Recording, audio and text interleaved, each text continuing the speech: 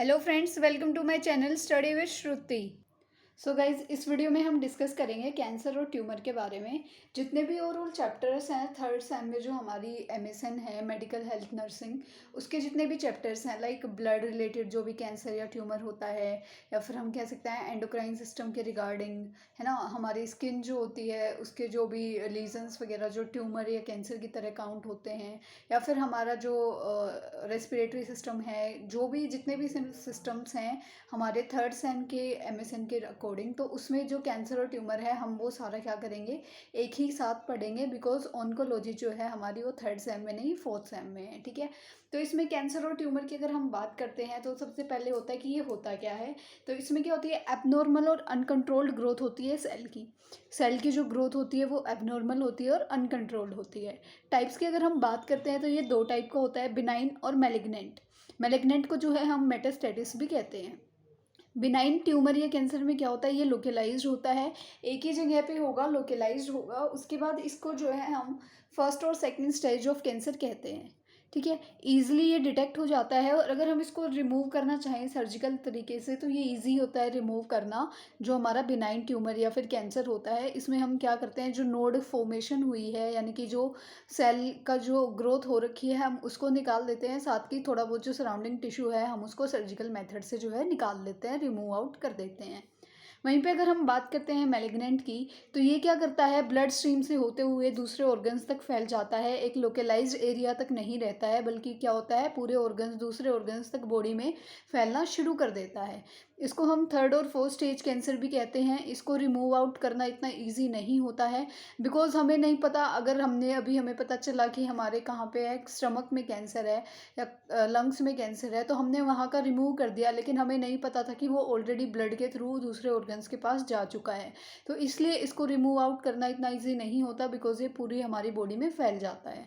उसकी वजह से ये पेशेंट की डेथ भी कर सकता है, बिकॉज एक बार अगर बहुत ज़्यादा अनकंट्रोल ग्रोथ हो जाती है कैंसर की, जब लास्ट स्टेज आ जाती है, तो उसको क्योर करना ईजी नहीं होता। एट लास्ट पेशेंट की डेथ जो है वो हो जाती है। इसमें हम सिर्फ प्रिजर्वेटिव ट्रीटमेंट ही जो है पेशेंट को देते हैं।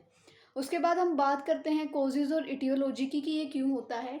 इंटरनल फैक्टर्स की अगर हम बात करें तो ये जेनेटिकली हो सकता है, किसी की इम्यूनिटी बहुत ज़्यादा वीक है तो उसकी वजह से हो सकता है, और एज फैक्टर की वजह से भी हमें जो है ये देखने को मिल सकता है। उसी के साथ क्या है कि जेंडर भी जो है वो काउंट होता है, कि हाँ जेंडर के हिसाब से भी जो है ये असर डालता है। एक्सटर्नल फैक्टर्स की अगर हम बात करें तो सबसे पहले आता है फिजिकल यानी कि कैसा हमारा लाइफस्टाइल है। हमें पता है कि हमारा लाइफस्टाइल जो है, जो लोग गांव में रहते हैं वो फिर भी जो है खेत वगैरह में काम कर लेते हैं, है ना, तो ऐसा जो उनके घर पे काम होता है। लेकिन शहर में तो बिल्कुल ही इतना कोई खास काम नहीं होता है लोगों के पास, तो वो क्या करते हैं, और जो जॉब करते हैं वो सिर्फ जॉब करते हैं, घर आते हैं, रेस्ट करते हैं, नेक्स्ट डे फिर जॉब चले जाते हैं। तो जो एक लाइफस्टाइल होता है जो मेंटेन नहीं रहता है, वो चीज़ अफेक्ट करती है।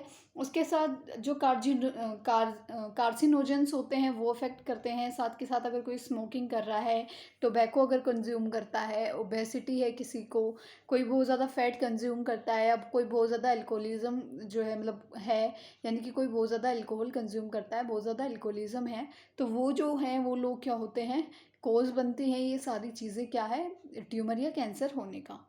बायोलॉजिकल अगर हम बात करते हैं तो किसी भी वायरल बैक्टीरियल या फंगल इन्फेक्शन की वजह से हमें ये देखने को मिल सकता है। रेडिएशंस के एक्सपोजर में आने की वजह से हो सकता है, जो लोग बहुत ज़्यादा एक्सरेज और यूवी रेज के कांटेक्ट में आते हैं, या फिर जो न्यूक्लियर बॉम्ब वगैरह होते हैं, तो वहाँ पे ये ज़्यादा देखा जाता है।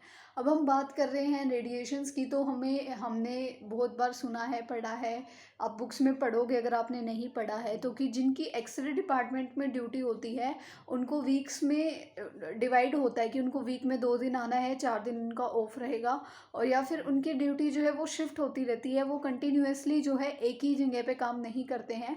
बिकॉज अगर ज़्यादा रेडिएशन के कॉन्टेक्ट में आएंगे तो उनकी बॉडी में कैंसर डेवलप हो सकता है, बिकॉज रेडिएशन जो है वो हमारी बॉडी के लिए बहुत ज़्यादा हार्मफुल होती हैं।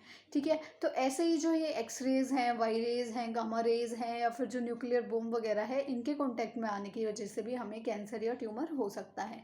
उसके बाद आता है केमिकल यानी कि ऑक्यूपेशनल हो सकता है, जैसे कि आर्सेनिक के अगर कांटेक्ट में हम आ रहे हैं, या कोई कोल माइनिंग में वर्क करता है, तो वो लोग जो ज़्यादा केमिकल के कम कांटेक्ट में आते हैं वो लोग भी क्या होते हैं, उनको भी रिस्क होता है आगे जाके ये होने का, कैंसर होने का। अब पैथोफिजियोलॉजी की बात करते हैं कि होता कैसे है।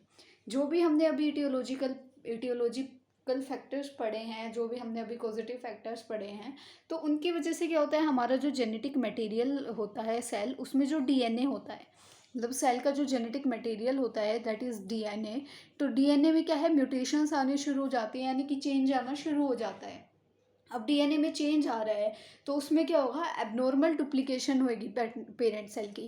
मतलब जो हमारा नॉर्मल सेल था ना, वैसा ही जो है डॉटर सेल नहीं बनेगा, अब उसमें चेंज हो जाएगा, कुछ ना कुछ एबनॉर्मलिटी उसमें आ जाएगी। एबनॉर्मलिटी होने की वजह से क्या है, डिक्रीज हो जाएगी एपोप्टोसिस, यानी कि प्रोग्राम सेल डेथ। हमें पता है कि हमारे अगर नए सेल बनते हैं तो पुरानों की डेथ होती रहती है। ये एपोप्टोसिस जो एक प्रोसेस है वो चलता रहता है।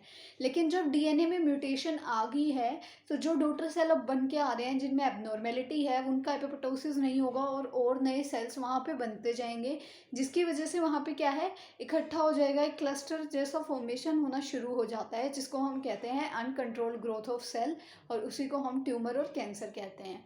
तो ये जो एपोप्टोसिस नहीं हो रहा है, यानी कि पुराने सेल वही हैं और नए और बनते जा रहे हैं, तो वो और बनते जा रहे हैं तो वो जाएंगे कहाँ, वहीं पे इकट्ठे होंगे तो क्लस्टर या क्लोट की फॉर्मेशन करेंगे, जिसको हम क्या है, कैंसर या फिर ट्यूमर कहते हैं। अब ग्रेडिंग की अकॉर्डिंग इसकी स्टेजेस की बात करें हम, तो इसकी 4 स्टेजेस होती हैं। सबसे पहले आती है कार्सिनोमा। इन सिटू होता है इसमें, यानी कि फिक्स्ड और लोकेलाइज्ड जो है वो रहेगा। सेकेंड स्टेज स्प्रेड हो जाएगा सराउंडिंग में, अपने ही आसपास के टिश्यूज़ तक वो जो है वो चला जाता है, अपने ही सराउंडिंग में वो थोड़ा बहुत स्प्रेड हो जाता है। उसके बाद आते हैं थर्ड स्टेज। इसमें क्या होता है, सराउंडिंग में और जो लिम्फ नोड्स हैं, यानी कि रीजनल और डिस्टेंट, जो भी पास की या दूर की लिम्फ नोड्स हैं उसमें और पूरे सराउंडिंग में जो है वो फैल जाता है। अगर फोर्थ स्टेज की हम बात करें तो वो पूरी बॉडी में जो है मेटास्टेटिस हो जाता है, यानी कि मैलिग्नेंट ट्यूमर हो जाता है। हमारे सीएनएस में, यूट्रस में, सर्विक्स में, लीवर में, हर जगह क्या है, हमें कैंसर या ट्यूमर जो है वो देखने को मिलता है फिर, क्योंकि वो क्या होता है, पूरी बॉडी में स्प्रेड हो चुका होता है।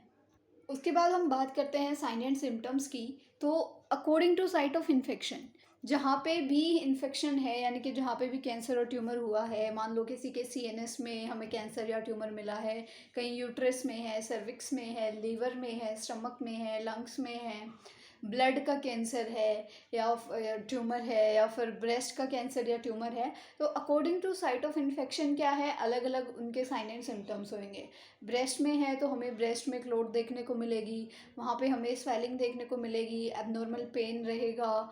ठीक है, जो क्या होगा, अपनी जहाँ पे भी इन्फेक्शन है, यानी कि जहाँ पे भी कैंसर या ट्यूमर है, उसके अकॉर्डिंग हमें उसके साइन और सिम्टम्स देखने को मिलेंगे। पेन वहाँ रहेगा, वीकनेस बहुत ज़्यादा फील होगी, और साथ में फटीगनेस की, जैसे हम बहुत ज़्यादा थके हुए हैं, बहुत ज़्यादा थके हुए हैं, तो हमें फटीगनेस रहेगी। उसके बाद हम डिस्कस करते हैं डायग्नोस्टिक इवैल्यूएशन की, हम कैसे पता कर सकते हैं, कैसे डायग्नोज कर सकते हैं। तो हम सीटी स्कैन करा सकते हैं, एमआरआई से पता चल जाएगा, बायोप्सी कर सकते हैं फाइन निडल एस्पिरेशन की हेल्प से, जो हमने पढ़ा था ना कि हम निडल को अंदर डाल के थोड़ा सा बाहर एस्पिरेट कर लेते हैं, तो उसकी हेल्प से कर सकते हैं। पेट स्कैन करा सकते हैं, मेमोग्राफी, अगर हमें पता है कि ब्रेस्ट में है तो हम मेमोग्राफी का जो है यूज़ करते हैं। ऐसे ही लंग्स के लिए ब्रोंकोस्कोपी, रेक्टोस्कोपी, सेस्टोस्कोपी, है ना, क्लोनोस्कोपी, एंडोस्कोपी, ये सारी क्या है, कहाँ कहाँ पे कैंसर है, अलग अलग जगह के लिए जो है हम स्कोपी करा सकते हैं, मतलब ग्राफी या स्कोपी, यानी कि स्टडी करा सकते हैं उस एरिया की, चेक करने के लिए कि वहाँ पे क्या है, ट्यूमर या कैंसर है या नहीं। उसके बाद ब्लड टेस्ट करा सकते हैं, उसमें हम जो है CA-125 जो होता है, यानी कि कैल्शियम 125, उसका लेवल हमें इंक्रीज मिलेगा, तो उसमें हम क्या है, सर्वाइकल कैंसर होने के जो चांसेस हैं वो होते हैं। तो इन चीज़ों से हम क्या है, डायग्नोज कर सकते हैं कि कैंसर है या फिर ट्यूमर है। अब वार्निंग साइंस क्या होते हैं, जो मोल साइज़ है वो इंक्रीज हो जाता है और एबनॉर्मल लगता है, नोज़िया, वोमिटिंग, डायरिया, ये अनएक्सप्लेन्ड रहते हैं, कभी भी नोज़िया, वोमिटिंग और डायरिया हो सकता है। अनएक्सप्लेन्ड वेट लॉस होता है, बिना किसी रीज़न के, बिना किसी डिजीज़ के क्या होता है, हमारा वेट लॉस होना शुरू हो जाता है।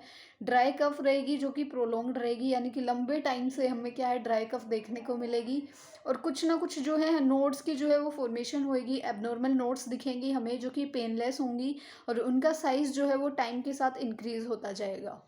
पेनलेस छोटी सी नोड कहीं पे आपको दिख रही है जो कि एबनॉर्मल है, लेकिन जैसे जैसे टाइम बढ़ रहा है तो उसका साइज़ जो है वो इंक्रीज़ होता जा रहा है।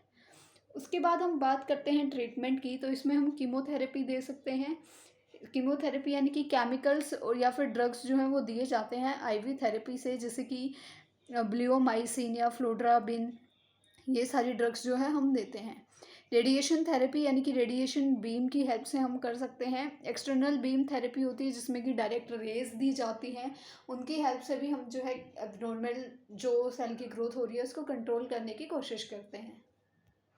इंटरनल की अगर हम बात करते हैं तो जो रेडिएशन सोर्स है उसको इंजेक्ट किया जाता है या इम्प्लांट किया जाता है बॉडी के अंदर, और जो भी कैंसर की साइट होती है ना उसके आसपास उसको इंजेक्ट कर दिया जाता है, और फिर वो जो बीम्स हैं उससे निकलती हैं, और जो उसकी आसपास का एरिया होता है और जो कैंसर की साइट होती है वो उसको क्या है रेडिएशन से हेल्प से हम उसको ठीक करते हैं। सर्जरी करा सकते हैं हम, उसकी रिमूव आउट कर सकते हैं हम नोड को। उसी के साथ साथ बोन मैरो ट्रांसप्लांटेशन भी किया जाता है। इसमें दो टाइप से होता है, ऑटोलोगस होता है यानी कि पेशेंट अपने आप ही डोनर होता है, और दूसरा एलोजेनिक होता है कि डोनर और रेसिपिएंट दोनों अलग अलग होते हैं। तो ये था हमारा एक कॉमन ट्यूमर या कैंसर। जिस एरिया का भी ट्यूमर या कैंसर आपसे एग्ज़ाम में पूछा जाता है तो आप उस एरिया का नाम लिखें कि अनकंट्रोल्ड ग्रोथ या फिर abnormal growth of cells in breast या फिर सर्विक्स, जहाँ पर भी है वो लिख के, और आप पूरा क्या है डिटेल में उसके बारे में लिख सकते हो।